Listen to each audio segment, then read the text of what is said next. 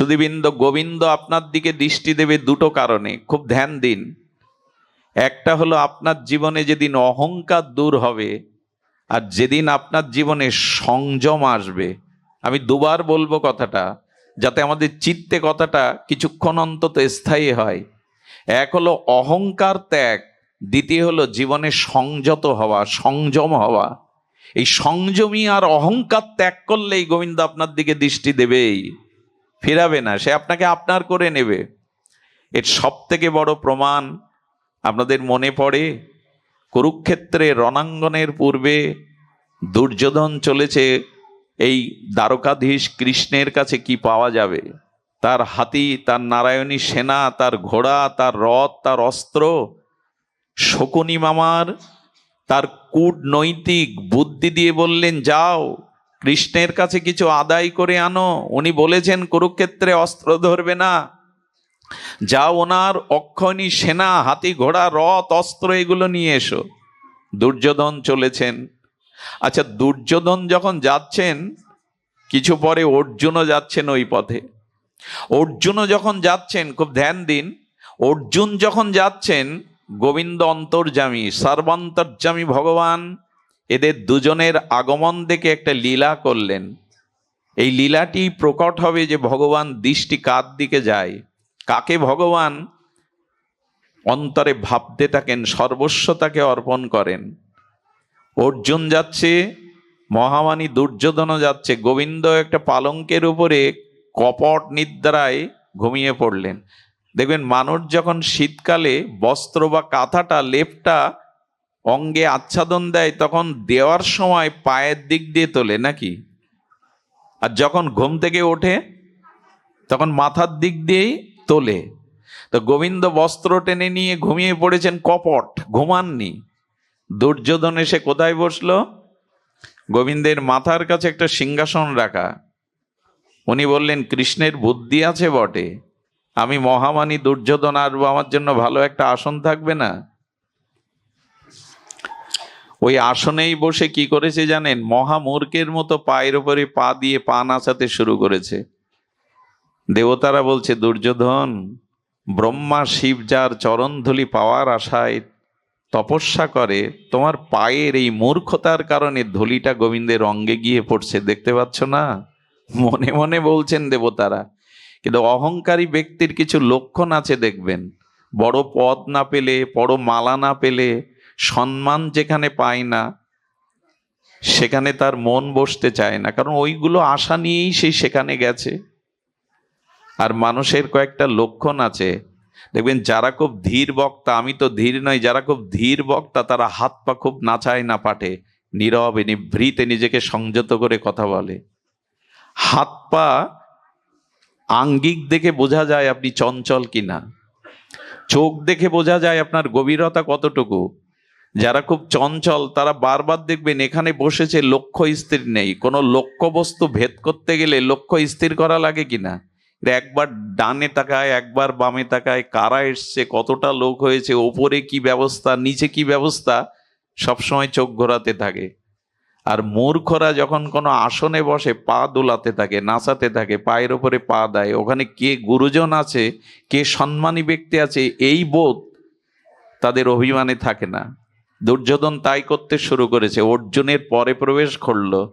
অর্জুন দেখছেন তার প্রাণনাথ গোবিন্দ ঘুমিয়ে আছেন। অর্জুন গিয়ে কোথায় বসলো? চরণের কাছে। অভিমান যদি ত্যাগ না করতে পারেন, গর্ব যদি ত্যাগ না করতে পারেন, ভগবান আপনার দিকে তাকাবে না। অর্জুন চরণের কাছে মাটিতে বসে দুর্যোধনে বিরক্তি হচ্ছেন, কখন ঘুম থেকে উঠবে, ঘুমন্ত মানুষকে ডাকা উচিত নয়, উনি কি বুঝতে পারছেন না আমরা অপেক্ষায় আছি? অর্জুন ভাবছে, যদি ওই রাঙা রাতুল চরণটা একটু সেবা করতে পারতাম, আরো ঘুমাতেন গোবিন্দ, আরো যদি একটু শান্তিতে ঘুমাতেন। উনি সেবার চিন্তা করছেন আর উনি স্বার্থের চিন্তা করছেন। অর্জুন রাঙা রাতুল চরণের দিকে তাকিয়ে গোবিন্দের চরণ ধ্যান করছে, তার সুখের চিন্তা করছে মাটিতে বসে। গোবিন্দ এই লীলা করবার জন্য, জগৎকে শিক্ষার জন্য এবার বস্ত্রটা মাথা থেকে ফেলে, আচ্ছা ঘুমিয়ে থাকা মানুষ কাকে আগে দেখে, যে মাথার কাছে না যে চরণের কাছে? এই দেখুন দৃষ্টি কার প্রতি পড়ে। দুর্যোধন কি করেছে? দুর্যোধন দ্রৌপদীর বস্ত্র হরণ করছে পিতার সামনে, ভীষ্মের সামনে, তাদের স্বামীদের সামনে। আর অর্জুন কি করেছিল জানেন? সংযমী না হলে এ গোসাই গোবিন্দ, তিলক মালা, বাহ্যিক কোনো সাজ, মঠ মন্দির আপনাকে প্রেম দিতে পারবে না। ভালো করে জেনে নিন, আপনি যতদিন সংযত না হচ্ছেন, সংযমী না হচ্ছেন, বাহ্যিক কোনো আড়ম্বরে খুব বেশি কাজ হবে না। বাহ্যিক আড়ম্বরে খুব বেশি দূর এগিয়ে যাওয়া যাবে না। এগুলো দরকার বটে, কিন্তু এগোতে পারবেন না। সুধীজন, অর্জুন একবার স্বর্গে গিয়েছিলেন। দেবরাজ ইন্দ্রকে তিনি এখানে অস্ত্রবিদ্যার জন্য গিয়েছিলেন।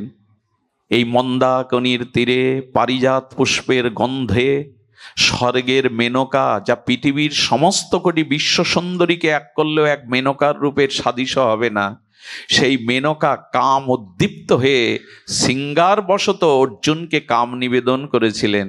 অর্জুন চরণে প্রণাম করে বলেছিলেন, আপনি দেবতাদের মনোরঞ্জন করেন, আপনি এই হেতু আমার জননী মা, আশীর্বাদ করুন আমায়। মেনকা বিস্ময়কর দৃষ্টিতে বললেন, বিশ্বামিত্রের মতো তপস্বী আমার রূপে মোহমায়ায় মুগ্ধ হয়ে তপস্যা ত্যাগ করেছিলেন, দেবতাদের কি কথা! পৃথিবীর অর্জুন তৃতীয় পাণ্ডব মেনকার মতো উর্বশীকে প্রেম নিবেদনে যে প্রত্যাখ্যান করে মা বলে ডাকতে পারে, বিশ্বজয় তার দ্বারাই সম্ভব, ভগবানের দৃষ্টি তার প্রতি পড়াই সম্ভব।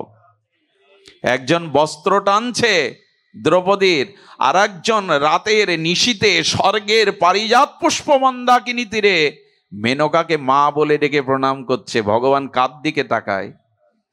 আমার মতো ভোগীর দিকে?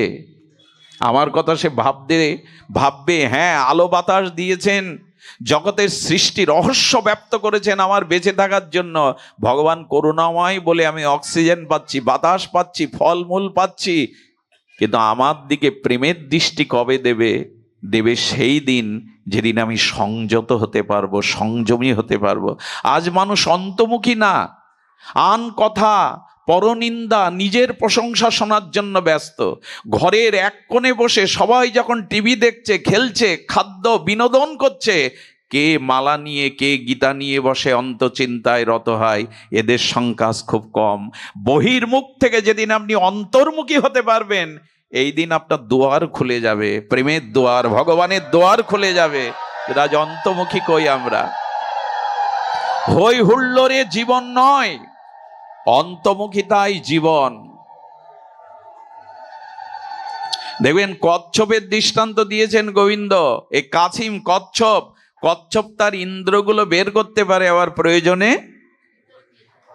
গোবিন্দ দৃষ্টান্ত দিয়েছেন সংযমী ব্যক্তি কারা? কচ্ছপের দৃষ্টান্ত দিয়েছেন, ওরা প্রয়োজনে ইন্দ্রগুলো বাহিরে বের করে, কচ্ছপ। আবার প্রয়োজনে, পৃথিবীর অন্য কোনো প্রাণীর এই ক্ষমতাটা নাই। সমস্ত ইন্দ্রগুলো ভেতরে শক্তিতে অন্তর্মুখী না হলে পারবেন না। নিজেকে জাহির করা, নিজেকে বিজ্ঞাপন করা, এই জগতের কিছু পাবেন না আপনি। আজ লোকখ্যাতি, লোকপ্রচারের বিজ্ঞাপনে মেতেছি আমরা। কোন গুরুদেবের কত শিষ্য হলে, বিমানে এলে, মাথায় ছাতি ধরলে শ্রেষ্ঠ গুরুদেব, এরকম না।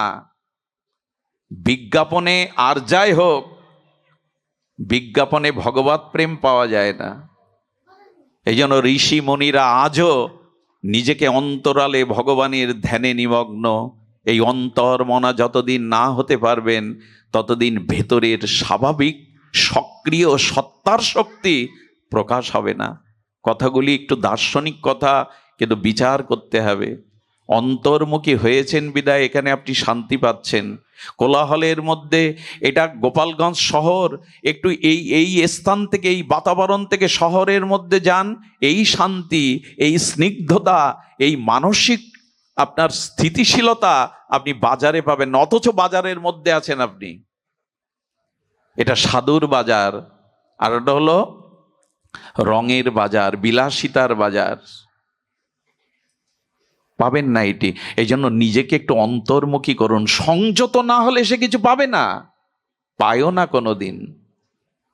সুধীবৃন্দ, এই জন্য মানুষের প্রথমেই ভগবান বলেছেন যে ইন্দ্রিয়গুলিকে ওই কচ্ছপের দৃষ্টান্ত প্রয়োজনে অন্তর্মুখী করে নাও, প্রয়োজনে ব্যবহার করো, অপ্রয়োজনে এটি ব্যবহার করো না। যার ইন্দ্রিয় যত সংযত, যার চক্ষু, যার জিহ্বা, যার বাসনা যত সংযত, তিনি তত ভগবানের কৃপাপাত্র, তার দিকেই ভগবানের দৃষ্টি যায়। অর্জুনকে উঠেই গোবিন্দ বললেন, অর্জুন কুশল তো? কখন এসেছো? অর্জুনের সাথে কুশল বিনিময় করছে, এদিকে দুর্যোধন বলছে আগে এসেছি তো আমি। দুর্যোধন বলছেন আগে এসেছি আমি। কৃষ্ণ উত্তর দিলেন, এসেছেন আগে, কিন্তু আমার দৃষ্টি গেছে আগে অর্জুনের দিকে।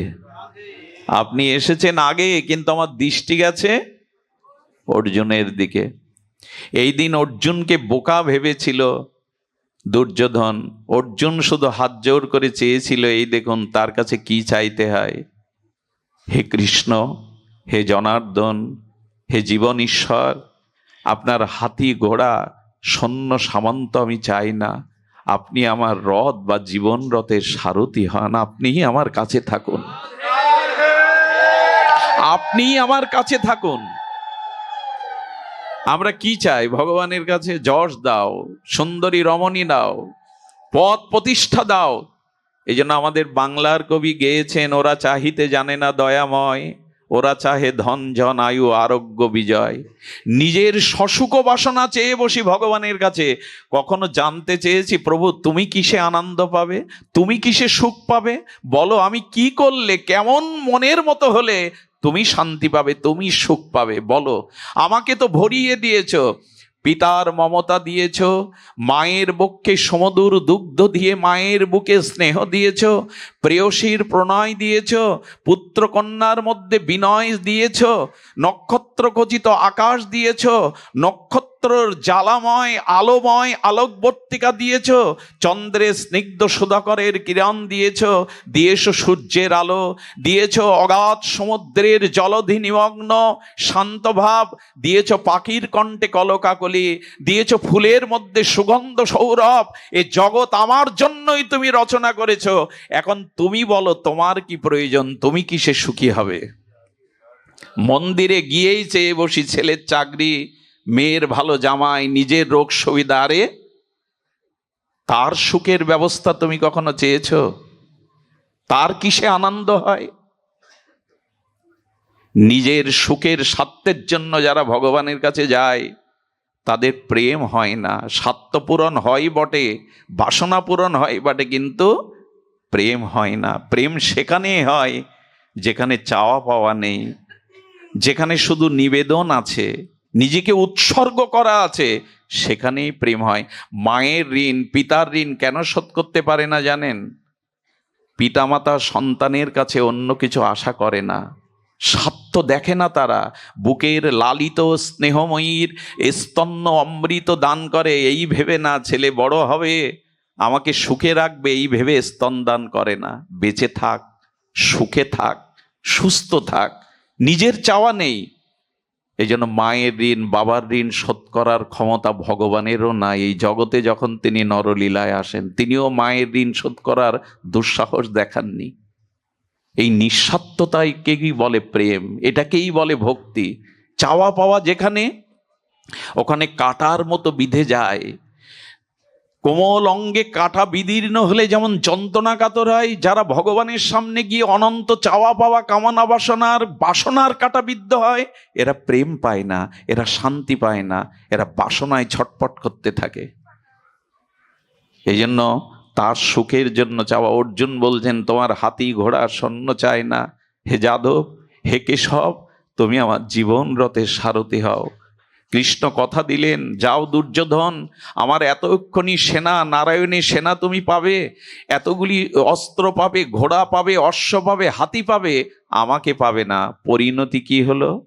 রথে যখন অর্জুন দাঁড়িয়ে সামনে ভীষ্মকে দেখলেন, গুরু দ্রোণাচার্যকে দেখলেন, অর্জুন বললেন, সখা, ভীষ্মের একটা বাণ, কর্ণের একটা বাণ সহ্য করার ক্ষমতা আমার নেই। পিতামহ ভীষ্ম দাঁড়িয়ে, অস্ত্রগুরু দ্রোণাচার্য দাঁড়িয়ে, ওদের একটা বাণই যথেষ্ট আমার বুকে এসে বিঁধে যাওয়ার। কৃষ্ণ তার করপল্লবে সখা অর্জুনের হাত জড়িয়ে ধরলেন, ধরে বললেন, অর্জুন আমি তোমার সামনে কেন সারথি রূপে দাঁড়িয়ে আছি জানো? ওই বাণটা তোমার বুকে বিদ্ধ হওয়ার আগে আমি সামনে বুক পেতে দেব, তোমার বুকে বিদ্ধে দেব না। তুমি তো আমাকেই চেয়েছো, জীবন রথের সারথি করেছো, দায়িত্ব আমার। আচ্ছা কৃষ্ণ, যদি একটা বাণ ভেদ করে আমার বুকে লাগে? ভগবান অর্জুনের হাত চেপে ধরে বললেন, তবে শোনো অর্জুন, আমাকেই যখন সপেশ জীবন যৌবন সর্বস্ব প্রিয় সখা রূপে মেনে নিয়েছ সারথি রূপে, তবে শোনো, এই জগৎ থেকে আমি তোমার আগে চলে যাব, আমার আগে তোমায় যেতে দেব না। আমি তোমার আগে এই জগতে অপ্রকাট হব। হয়েছিলেন তাই, অর্জুনকে রেখেই শ্রীকৃষ্ণ অপ্রকাটে চলে গিয়েছিলেন, আগে অর্জুনকে যেতে দেননি। আশ্চর্য হতে হয়, বিশ্ববিধাতা যিনি, অখণ্ড অদ্বয় পরতত্ত্ব যিনি, সর্বশক্তিমান তত্ত্ব যিনি, তিনি অর্জুনের রথের সারথি হয়ে ঘোড়ার জল খাইয়েছেন, রথ মুছেছেন। অর্জুনের দায়িত্ব ছিল না এটা? ভক্তের জন্য তিনি কি না করতে পারেন? ভক্তের জন্য তিনি সর্বস্ব অর্পণ করতে পারেন। ভগবান বললেন, তোমাদের স্ত্রী পুত্র, তোমাদের কুটুম্ব আত্মীয় স্বজন আছে। গোবিন্দ দাবি করলেন, ভক্ত ছাড়া আমার কেহ নেই। গোবিন্দ ভগবান বলছেন, ভক্ত ছাড়া এই জগতে কেহ নেই। উদ্ধবের হাত জড়িয়ে ধরে গোবিন্দ বলেছিল, উদ্ধব, আমার পুত্র ব্রহ্মাও আমার কাছে এত প্রিয় নয়, আমার ভ্রাতা বলদেব বলরামও আমার কাছে অত প্রিয় নয়, আমার চরণ সেবিকা বক্ষ বিলাসিনী লক্ষ্মী দেবীও আমার কাছে এত প্রিয় নয়, যত তোমার মতো ভক্ত আমার কাছে অত প্রিয়। তো ভগবানই বললেন। এই জন্য সংযত হয়ে, অভিমান গর্ব ত্যাগ করে যদি তার সুখের, তাকে আনন্দ দেওয়ার জন্য এই জীবন উৎসর্গ করতে পারেন, তখনই ভগবান আপনার দিকে চাইবে। আর শুধু চাইবে না, অনন্য চিন্তন্ত মাং যে জেনা পর্যুপাসতে তেষাং নিত্যাভিযুক্ত নাম জগৎ সেবম বহম মহম। ওই ভক্তের যা প্রয়োজন এবং রক্ষণ আমি মাথায় করে তা বহন করি। ভগবান বললেন, আমি মাথায় করে বহন করি। মনে পড়ে ছোট্ট একটি ঘটনা। কাশীতে এক দরিদ্র ব্রাহ্মণ ভগবান শঙ্করের কাছে জীবন যৌবন সঁপে দিয়ে আছেন। ওই ওং নমঃ শিবায় মন্ত্রে জপ করে চলেছেন কাশীর গঙ্গা তীরে, কিন্তু বাড়িতে খাদ্য নাই। ছেলে মেয়েদের মুখে আহার তুলে দিতে পারেননি। আর 2 দিন উপবাসী থেকে স্ত্রী যখন বলছেন, এত ডাকছো তাকে, সে তো সাড়া দেয় না। মা হয়ে সন্তানের মুখে কিছু তুলে দিতে পারছি না, এর থেকে বড় গ্লানি আর কি আছে? বলেন, কেঁদো না, জল পান করে ভগবান শঙ্করকে প্রশস্তি করে ওদের ঘুম পাড়িয়ে দাও। 3 দিনের দিন সকাল 9টায় একটা টেলিগ্রাম এলো, আর এসে 5,000 টাকা তৎকালীন সময় ধরিয়ে দিয়ে বললেন, সই করে দিন। এই ভক্ত প্রশ্ন করছে, এই টাকা কে পাঠিয়ে? বলছে, কলকাতার এক বাবু। বলে, এই টাকা আমি নেব না, আগে টেলিগ্রাম করে জানুন এই টাকা কেন পাঠিয়েছে। তাকে টেলিফোনে তখন টেলিফোনের ব্যবস্থা, টেলিফোন করা হলো। বলল, ভোরবেলা শঙ্কর ভগবান সত্য সুন্দর শিবশম্ভ আমার শিয়র এসে বললেন, ওরে মন্দির করবি কি দিয়ে রে? মন্দিরের ওই টাকাটা এই কাশীর আমার প্রিয় ভক্তের কাছে পাঠিয়ে দে। আমি মন্দির করার থেকে সন্তুষ্ট হও, তোকে কৃপা করব, যা পাঠিয়ে দে। তাই তো ভগবান শঙ্করের ইচ্ছায় আমি পাঠিয়েছি। অবাক হয়ে বললেন, এ দায়িত্বও তুমি নাও কেন? অর্জুন মিশ্র লীলাচল আমাদের পুরী ধামে গীতা পড়তে পড়তে দেখছেন এই শ্লোকটি, জগৎ সেবম বহম্মহম। বললেন, তুমি ভগবান, তুমি ভক্তের প্রয়োজনীয় বস্তু, তাকে দান করো, আবার প্রয়োজনীয় বস্তুর সুরক্ষা দাও, তুমি বয়ে দাও ভগবান। এ হতে পারে না, এ সম্ভব না। তখন তো প্রেস ছিল না, হস্তলিখিত। এই গীতার শব্দটা কেটে দিয়েছিলেন অর্জুন মিশ্র নামক এই গীতাকার। তিনি দিয়েছিলেন, তুমি দিতে পারো, কিন্তু মাথায় করে বয়ে দাও, এ আমি মানতে পারছি না। কই, আমার বাড়িতেও তো 3 দিন ভোগ লাগেনি, আমার পুত্র কন্যা না খেয়ে আছে, আর আমি তো তোমাকে জীবন যৌবন সর্বস্ব অর্পণ করেছি। এই বাণী তুমি দিলে দিতে পারো, মাথায় করে বয়ে দাও, কেটে দিলেন। বহম মহম শব্দ কলম দিয়ে কেটে দিলেন। ভিক্ষায় বেরিয়েছেন, কারণ ভিক্ষাবৃত্তি হলো শুদ্ধ, প্রকৃত শুদ্ধ অন্ন হলো ভিক্ষা থেকে আসে। সুধীবৃন্দ, লক্ষ্য করবেন, ভিক্ষা থেকেই আসে। এই ভিক্ষার অন্নের মধ্যে অভিমান থাকে না। এই জন্য যাগ যজ্ঞ বৈষ্ণব সেবা দিতে গেলে 2-3 বারই ভিক্ষা করার বিধি সনাতন পদ্ধতি আছে, ওতে অভিমান থাকে না আমি করছি। ভিক্ষার অন্নটা দেখুন, ভিক্ষা বৃত্তিটা পৃথিবীর সব থেকে বড় অপরাধ বলা হয়েছে। সামর্থ্য থাকতে, শক্তি থাকতে যারা ভিক্ষা করে জীবিকা নির্বাহ করে এদের ঘৃণা করা হয়েছে। অথচ একজন সন্ন্যাসীর ধর্মই হলো মাদুকরি ভিক্ষা করে বেঁচে থাকা।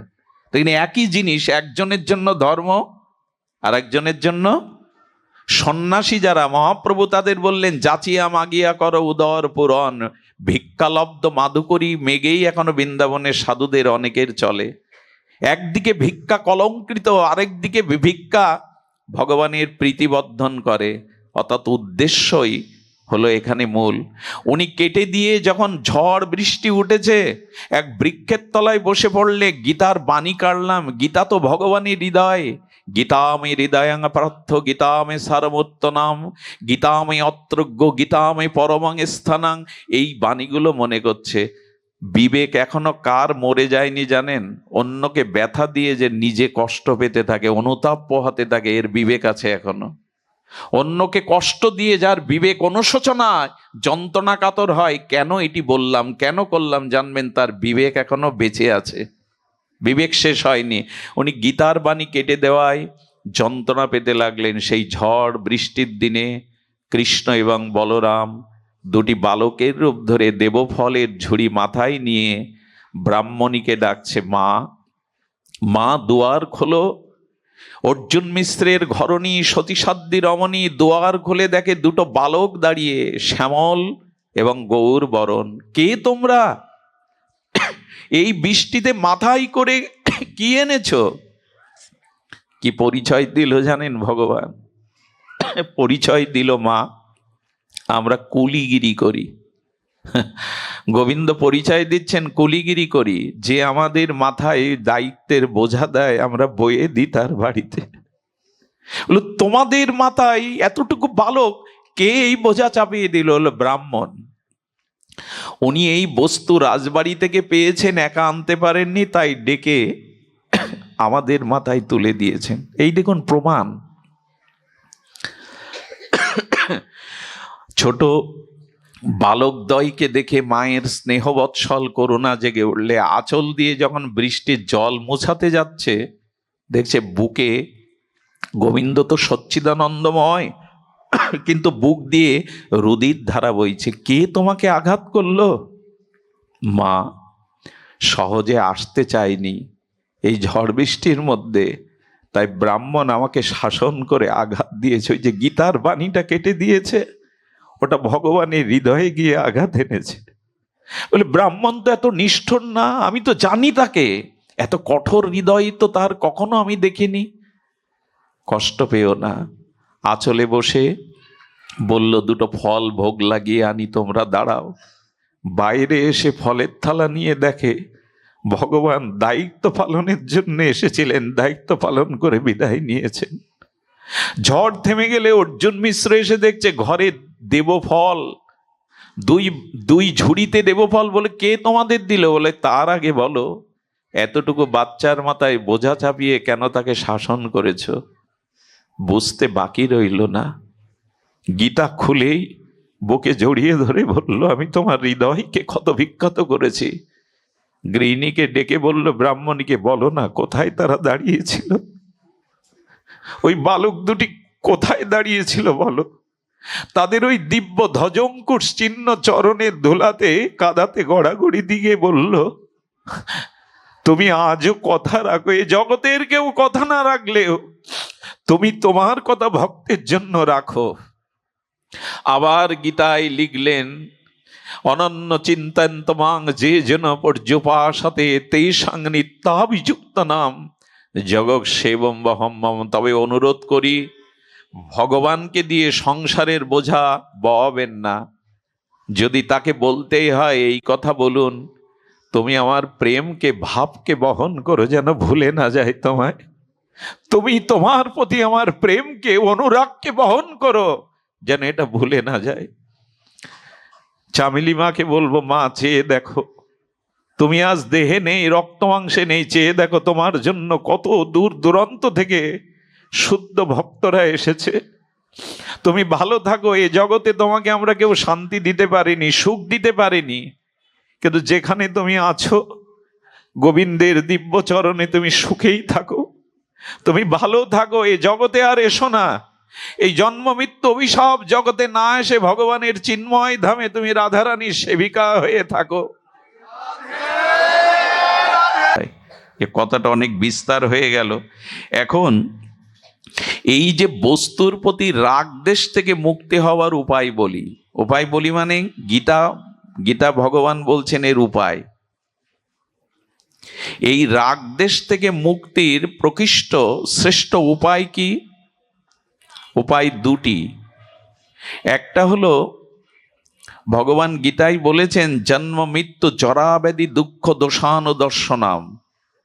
যে বস্তুর থেকে জাগতিক সুখের আশা করছি, এই বস্তুগুলো দোষের, দুঃখের এই অনুভূতি আনা। লক্ষ্য করুন, যে বস্তুর থেকে আমি জাগতিক ভোগ, আমাদের ইন্দ্রিয় তৃপ্তি, ইন্দ্রিয় তর্পণের সুখ খুঁজছি, গীতায় ভগবান বিপরীতে বলছেন, জন্ম মৃত্যু জরা ব্যাধি দুঃখ দোষানুদর্শনাম।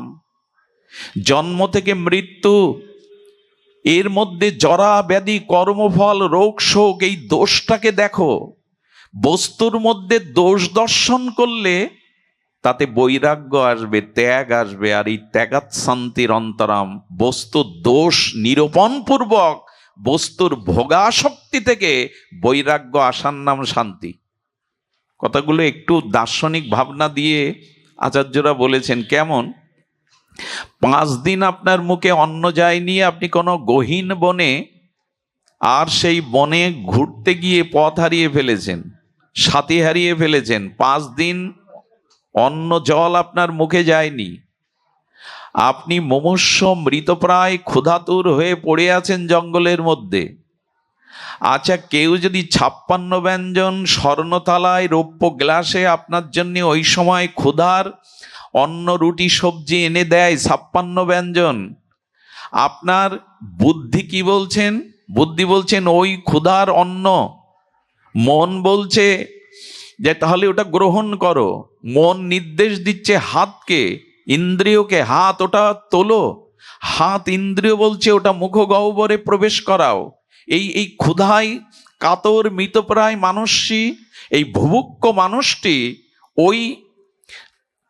ওই যে 56 ব্যঞ্জন অন্ন ব্যঞ্জন, তার জীবন বাঁচানোর জন্য বুদ্ধি বলল মনকে, মন বলল ইন্দ্রিয় রূপ হাতকে, ইন্দ্রিয়ের রূপ হস্ত মুখে তুলতে গেল।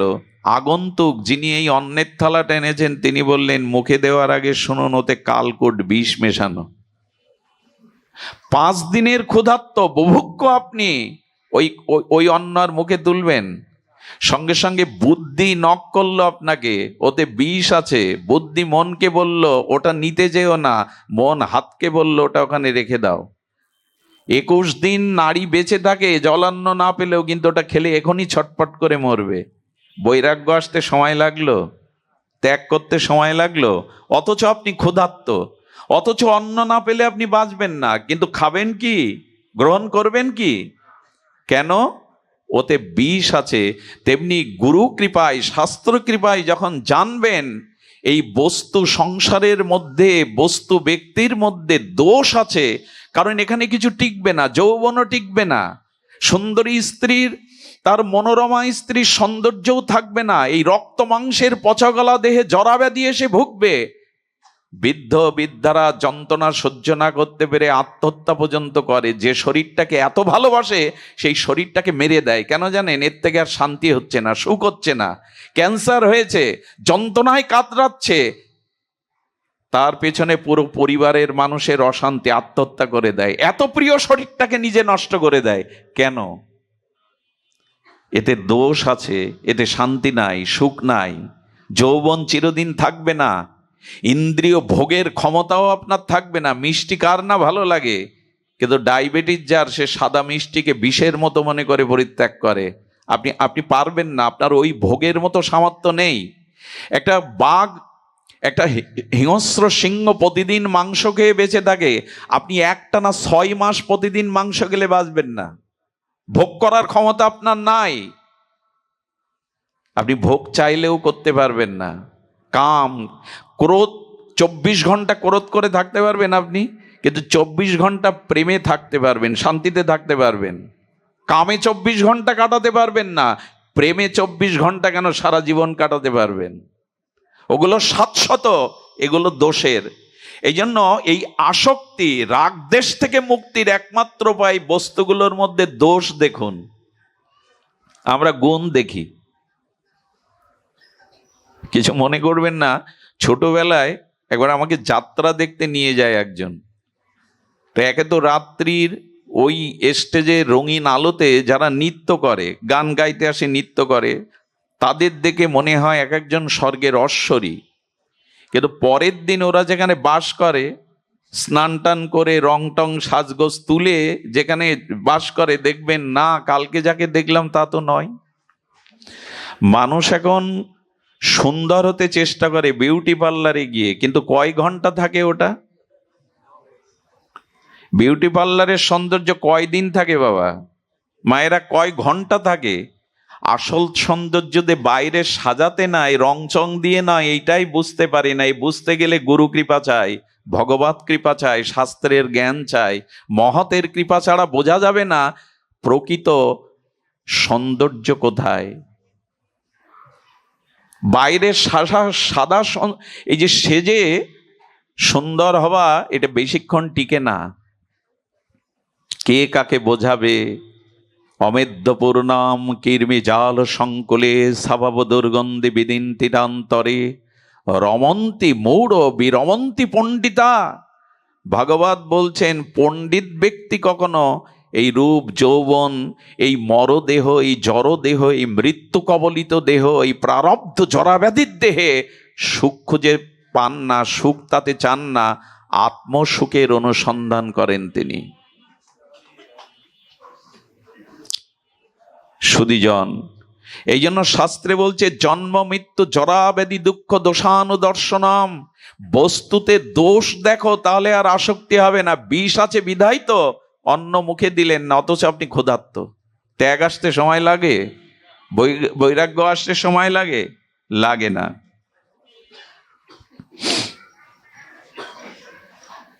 সুধীজন, এই জন্য বস্তুতে দোষ দর্শন, এটি প্রথম উপায়। দ্বিতীয় উপায় কি জানেন? দ্বিতীয় উপায় হলো, এই যা কিছু আমার বলে পেয়েছে আমার নয়, এই জগতের মঙ্গলে এবং তোমার সেবাতে নিয়োগ করলাম। এই হলো দ্বিতীয় উপায়। বস্তু আমার নয়। কর্মণ্যে বাধিকারস্তে মা ফলেষু কদাচন। তুমি তোমার কর্তৃত্ব, অভিমান ত্যাগ করে বস্তু যথাযথ স্থানে নিয়োগ দাও। এই জগতে যা পেয়েছে এটা অপরের মঙ্গলের জন্য, অপরের হিত করবার জন্য, নিজের ভোগের জন্য নয়।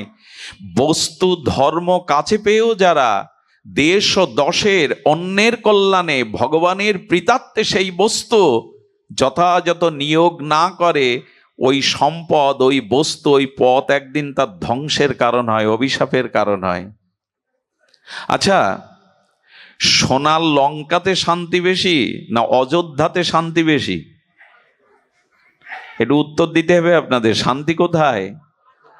কেন? লঙ্কাটা পুরো সোনা দিয়ে বাঁধানো, ওখানে কোনো অভাব নেই, সমুদ্রের ওপারে শত্রু পৌঁছাতে পারে না, অথচ সেই সোনার লঙ্কা জ্বলে সার হয়ে গেল, খার হয়ে গেল। অযোধ্যার মাটিকে এখন মানুষ গড়াগড়ি দিয়ে প্রণাম করছে। কারণ কি? রাবণ তার স্বর্ণলঙ্কা করেছিল নিজের ভোগের জন্য, রামচন্দ্র অযোধ্যার নির্মাণ করেছিলেন অন্যের কল্যাণের জন্য, অন্যের সেবার জন্য। এটা কি বুঝি যে আমার কাছে যা অর্থ সম্পদ ক্ষমতা আছে, এটা আমার ভোগের জন্য না? এ ভোগ করতে গেলেই অভিশাপে জড়াতে হবে, সোনার লঙ্কা পুড়ে যাবে। অন্যকে সেবা করে দেখুন, আপনার বস্তু ধর্ম অন্যের কল্যাণে কাজে লাগিয়ে দেখুন, যে শান্তিটা আপনি পাবেন ভোগের দ্বারা ওই শান্তি আজ পর্যন্ত কেউ পায়নি, পাওয়া সম্ভব নয়। আসলে প্রকৃত কোনো বস্তু আমারই তো নয়, আমি নিয়ে আসিনি। জন্মের সময় না এনেছি স্ত্রীকে, না এনেছি পুত্রকে, পিতামাতাও আমার সাথে আসেনি, আগে এসেছে। সম্পদও আনিনি, সেই উলঙ্গ বিবস্ত্র অবস্থায় জগতে এলাম।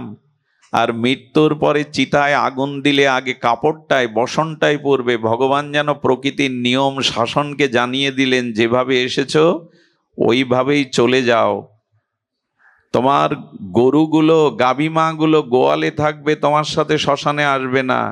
তোমার ব্যাংকের গচ্ছিত অর্থগুলো ব্যাংকে থাকবে, তারা তোমার জন্য অনুনয় বিনয়, চোখের জল, দুঃখ প্রকাশ, ব্যথা প্রকাশ করবে না, সাথে যাবে না।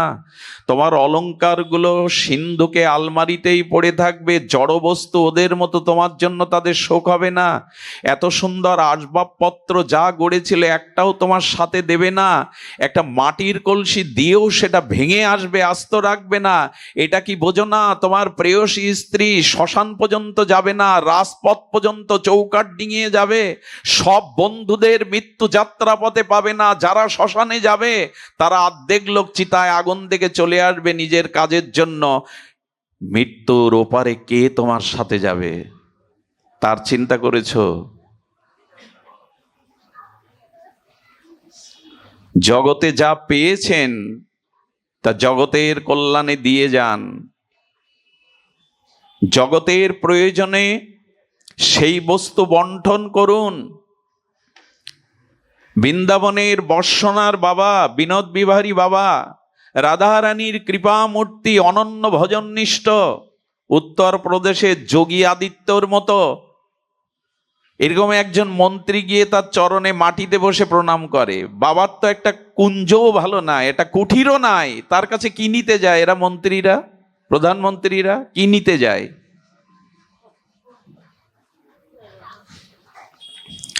শান্তি যদি ওদের কাছে থাকতো, ওই বৃন্দাবনের গাছতলায় সাধুকে গিয়ে প্রণাম করতো না, এরা আশীর্বাদ চাইতো না। আসলে এই শান্তি কোথায় এ সন্ধান জানতে গেলেও গুরু কৃপা লাগে, মহৎ কৃপা লাগে। শান্তি আমরা যেখানে খুঁজছি এখানে নাই। একজন ব্যক্তির জল মরুভূমিতে যাবে, তো বিজ্ঞ একজন অভিজ্ঞ ব্যক্তির কাছে, যিনি মরুময় বহু যাত্রা করেছেন, বললেন মরুভূমিতে সব থেকে অসুবিধা কি আর কোন বস্তু বেশি প্রয়োজন? বলল জল। ও জল বয়ে নিয়ে গেছে এই অভিজ্ঞ মরুকান্তারে অভিজ্ঞ সম্পন্ন ব্যক্তির কাছে। জল নিয়ে কি দেখছে জানেন? মধ্য গগনে সূর্যের কিরণে বালুকণাতে বায়ু লেগে তরঙ্গ খেলছে, ঢেউ খেলছে, দেখা যায় না বালুর উপরে? তপ্ত রৌদ্রের কিরণ আসলে বালুর ওপরে বাতাস লেগে দেখবেন জলের তরঙ্গ দেখা যায়। ও বলছে ও কি বোকা? আরে জল সামনেই, তরঙ্গ খেলছে, আর আমি জলের পাত্র বয়ে নিয়ে বেড়াচ্ছি। এই ভেবে জল ত্যাগ করেছে, ওই জল আছে বিদায় পাবে তো। জলের মতো দেখায় অথচ ওখানে জল নাই। ওই তৃষ্ণাতেই মরতে। আমরা মনে করি সুখ এখানে না ওর কাছে, এর কাছে না ওর কাছে, অর্থ না বাড়ির কাছে, বাড়ি না সুন্দরীর কাছে। এই করেই সারা জীবন মৃগতৃষ্ণার মতো মরুভূমিতে জলের তরঙ্গের মতো কল্পনা সুখের পেছনে ছুটতে ছুটতে একদিন পড়ে যায়, আর যাওয়ার সময় বলে যায় কিছুই পেলাম না। এই জন্য যা পেয়েছেন এটি আপনার নয়। আজকে আপনি 10 বিঘা জমির মালিক হয়েছেন, আপনি রেকর্ড কোর্স করে দেখুন 62 থেকে এই জমিটা কতজন পরম্পরায় আপনার কাছে আসছে। নূতন জমি সৃষ্টি হয়নি, ওটা কারো ছিল, আপনার কাছে এসছে। আগামীতে আপনার এটাও থাকবে না। কি করে দাবি করেন এই বস্তু আমার? তবে এই কথা বললেই যে আমরা পরিবর্তন তা হব তা নয়। নিজের কষ্টার্জিত অর্থ আমরা যজ্ঞের মতো লুকিয়ে রাখি সৎ কাজে, অপরের কল্যাণে।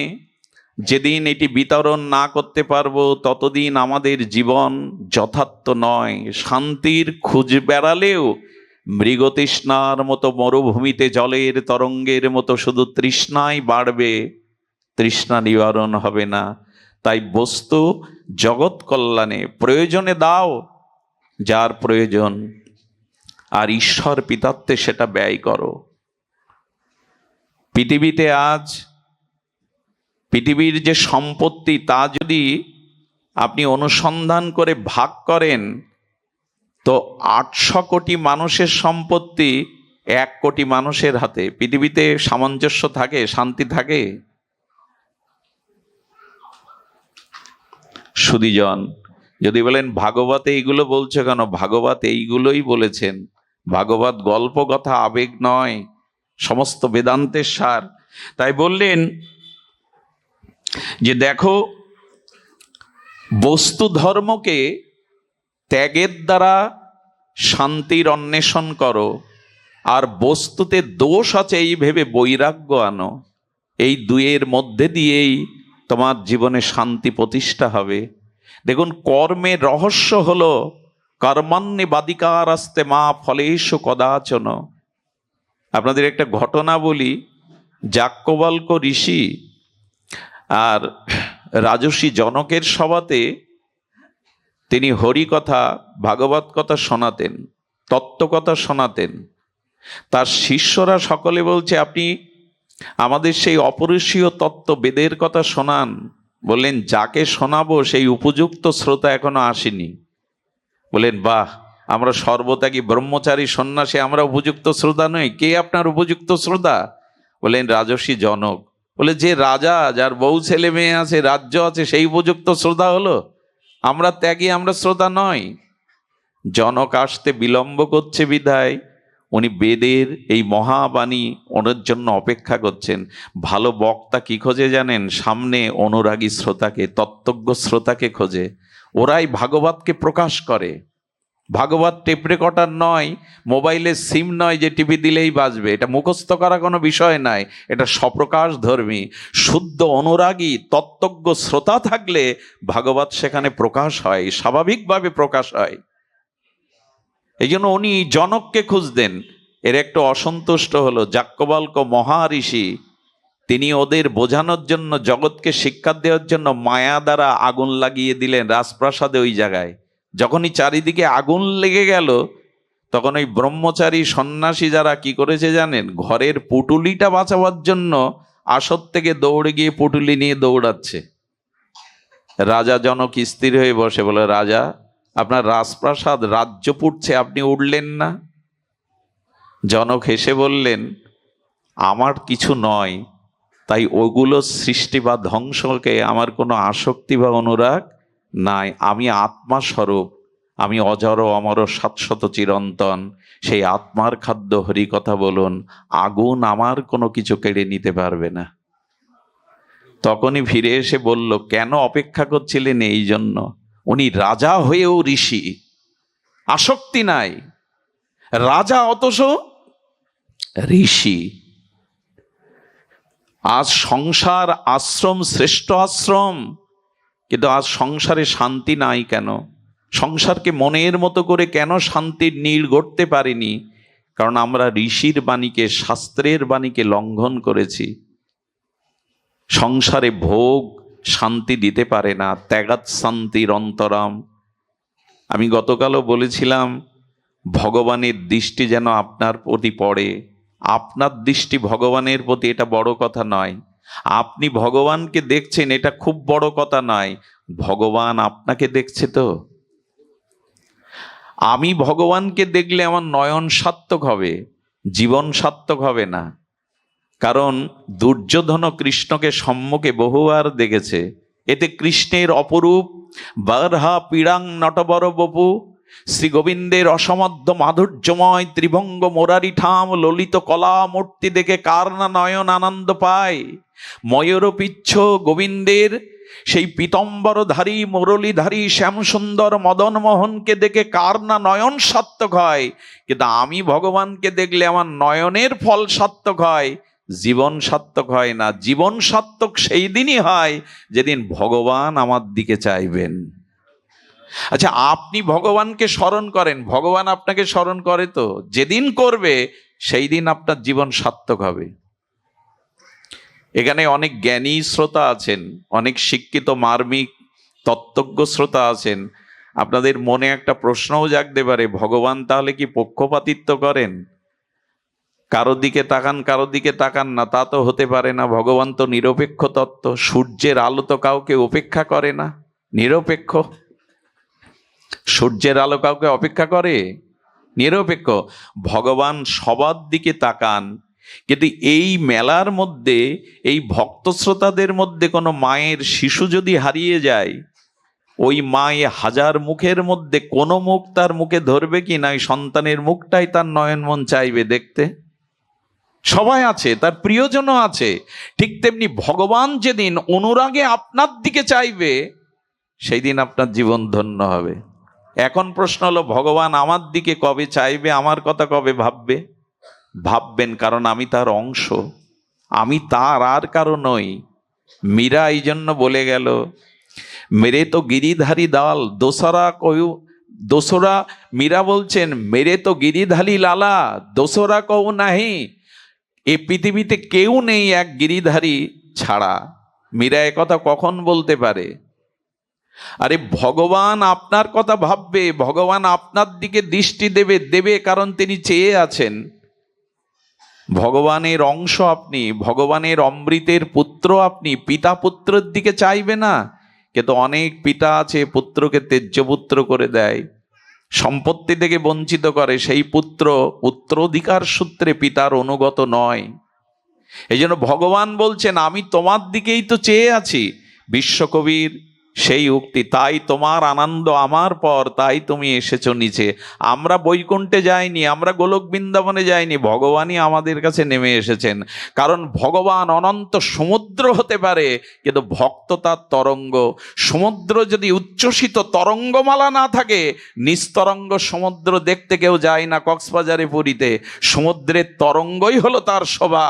তেমনি ভগবান যদি সমুদ্র হয় আনন্দের, আমি তার তরঙ্গ। আমার প্রয়োজন ভগবানকে না যতখানি, আমাকে প্রয়োজন ভগবানের তার থেকে বেশি। কতটা খুব দ্রুত বলে গেলাম।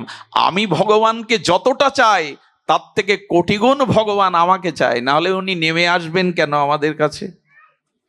মহাপ্রভু জীবের দ্বারে দ্বারে, নিতাই চাঁদ জীবের দ্বারে দ্বারে জীবের লাগিয়া কাঁদছেন। আনন্দের ঠাকুর সনাতন বিগ্রহ সচ্চিদানন্দ আনন্দময় ভগবান, গৃহে যার বিষ্ণুপ্রিয়া সচিমার মতো মাতা, তার তো জগতের কোনো দুঃখ নেই। সেই নিমাই পণ্ডিত আজ এত বড় দিগ্বিজয়ী পণ্ডিত হয়ে জীবের দুঃখে ধোলাই গড়াচ্ছেন, কাঁদছেন। ভগবান কাঁদছেন মানুষের জন্য, দরদটা তার বেশি। তিনিই যে আমাকে সৃষ্টি করেছেন, আমি যে তার। আমরা কতখানি ভগবানকে খুঁজি, ভগবান কোটি গুণ আপনাকেই খুঁজছে। আমি ভগবানকে কতটা চাই, ভগবান আমাকে তার কোটি গুণ বেশি চাই। এ কথা উপলব্ধি করলে ভগবান ছাড়া থাকতে পারবেন না। তিনি জীবের দুয়ারে এসে কাঁদেন, জীব জাগো, জীব জাগো বলে গোরা চাঁদো ডাকে। তার দেখুন, মেলায় যদি শিশু হারিয়ে যায়, কার বেশি অনুসন্ধান, কার বেশি বেদনা, কার বেশি দুঃখ বুকে জাগে? সন্তানের না মায়ের? কারণ সন্তান ক্ষুধায় কেউ খাদ্য দিলে আবার হাসে, ঘুমিয়ে পড়ে, কিন্তু মার চোখে ঘুম নেই। মা কিছু যতক্ষণ তার হারানো রত্নকে না পাবে, মার চোখে ঘুম নেই। ভগবানই আমাদের খুঁজছে। তবে আমাদের একটা সমস্যা কি জানেন? আমরা ভগবানের হাত ধরেছি, এই জন্য মাঝে মাঝে এই রঙিন জগতের সুখের আশায় হাত ছেড়ে চলে যায়। এখন ভগবানকে বলুন, আমি অনেকবার তোমাকে ধরেছি, কিন্তু কামনা বাসনায় আমি হারিয়ে ফেলেছি, এবার তুমি আমাকে ধরো, তুমি ধরো, তাহলে আমার হারিয়ে যাওয়ার ভয় নেই। মেলার মধ্যে সন্তান পিতার আঙুলটা ধরলে ছাড়িয়ে নিতে পারে মনোহারি খেলনা দোকান থেকে, কিন্তু পিতা যদি সন্তানের হাত ধরে, ওই হাত, এবার তুমি আমায় ধরো। কবে ধরবে ভগবান আপনাকে? কবে আপনার কথা ভগবান ভাববে? কবে আপনার কথা মনে পড়ে ভগবানের চোখেই বিরহের জল আসবে? এই জায়গাটায় যাওয়ার জন্য দুটি গুণ আপনাকে আমাকে অর্জন করতে হবে। খুব ধ্যান দিয়ে শুনতে হবে। আমি বেশি সময় নিয়ে আপনাদের অত্যাচার করব না, তবে শুনুন। এই সময় তো আমরা সব সময় পাই না, এটা বৈকুণ্ঠেও নাই। আপনাদের এখন যদি বৈকুণ্ঠে নিয়ে যাওয়া হয়, ভগবান পাবেন, কোনটা নেই, কিন্তু এই শান্তি পাবেন না। কারণ বৈকুণ্ঠে সাধু সঙ্গে হরি কথা নাই, স্বর্গে তো নাই। স্বর্গের দেবতারা মাঝে মাঝে কি করে জানেন? আহা, নিষ্কিঞ্চন প্রেমিক কৃষ্ণ ভক্তের দুয়ারে এসে দাঁড়িয়ে থাকে শান্তি পাবে বলে। দেবতারা, স্বর্গে হরিকথা নাই, স্বর্গে সাধুসঙ্গ নাই, আমাদের এই পৃথিবীতে আছে ভগবানের কৃপায়। এই জন্য এখানে আরো একটু সময়, হাত ঘড়ি না দেখে জীবন ঘড়ি দেখুন। কালকে সূর্য আমার জন্য না উঠতে পারে, তাই না? যার উদ্দেশ্যে আজকে এই অনুষ্ঠানে আসা, ওনার প্রতিদেবতা এখানে আছেন। এই মানুষটা আমার পাঠ শুনেই এই ভক্তিপথে এসেছিলেন, বলেছিলেন বাবা আপনাকে গুরু করতে চাই। বললাম মা আমি কাউকে দীক্ষা দেইনি, দেবেও না, গুরু পাঠে জীবনে বসবও না। আমার কাছে তার নিবেদন ছিল তাহলে সদ্গুরুর সন্ধান দিন। আমি তাকে বৃন্দাবনে রাধাকুণ্ডের আমাদের পণ্ডিত প্রবার ভজনানন্দী মহাপুরুষ বৈষ্ণবপদ বাবার কাছেই দীক্ষা নিতে বলেছিলাম। যেদিন শুনলাম বহু স্বপ্নের পরে, বহু আরাধনার পরে তার দুটি বাচ্চা হয়েছে, সেদিন হৃদয়ে একটা আনন্দ অনুভূতি ছড়িয়ে পড়েছিল। পরের দিন সকালেই আমাদের স্বপ্না মার কাছে শুনলাম তিনি বিদায় নিয়েছেন, অশোকবাবুর কাছে শুনলাম বিদায় নিয়েছেন। সারা জীবনের লালিত স্বপ্ন থাকে মেয়েদের মায়েদের মা ডাক শোনার, তাও শুনতে পেল না সে। এই যে চলে যাওয়া, আপনি কি বলতে পারেন এই পরিণতি আমার নয়? আগামীকালের সূর্য আমার জীবনে উঠবে। এই জন্য হাত ঘড়ি সবসময় দেখেন, মাঝে মাঝে জীবন ঘড়িও দেখবেন আর কতটুকু সময় বাকি আছে ওখানে। মৃত্যু কোথা থেকে আসে না, মৃত্যু আমাদের সাথেই থাকে। অমুকের মৃত্যু নেমে এলো না, নেমে এলো না, মৃত্যু আমাদের জন্মের সাথে সাথেই থাকে। মৃত্যু আমার সাথেই থাকে, অন্য কোথা থেকে আসে না। এই জন্য অন্তত মানুষের উচিত এহেন স্বর্গীয় আনন্দর থেকে আনন্দতর, আনন্দতম, যেটা বৈকুণ্ঠেও নাই, এই সাধুর সঙ্গে কিছুক্ষণ বসুন। পেছনের কথা ভুলে গিয়ে, সংসারের আবিলতা ভুলে গিয়ে, চিত্ত তনুমনে ভগবানের এই দিব্য সুরময়, আনন্দময়, প্রজ্ঞাময় এই হরিকথার সাগরে ডুবে যান। আগুন লাগলে যেমন মানুষ জলে ডুব দেয়, এই সংসার দাবানলে দগ্ধীভূত মানুষের উচিত এই সাধুসঙ্গ হরিকথাতে ডুব দেওয়া। এইখানেই শান্তির একটা অনুসন্ধান পাওয়া যায়।